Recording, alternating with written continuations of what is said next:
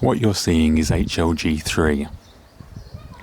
If your monitor is capable of displaying HLG, you'll be able to see it on YouTube, because in the bottom right where the cog is, it will be displaying HLG. If it isn't, your monitor or TV is not capable of viewing this as HLG. We're at XAVCS 4K 30p 100 megabits a second.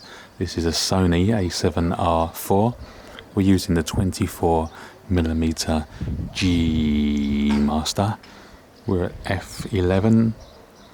Lowest ISO you can go in HLG 3, which is 125.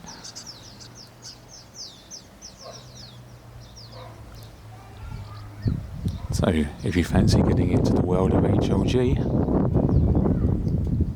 this is how it will look.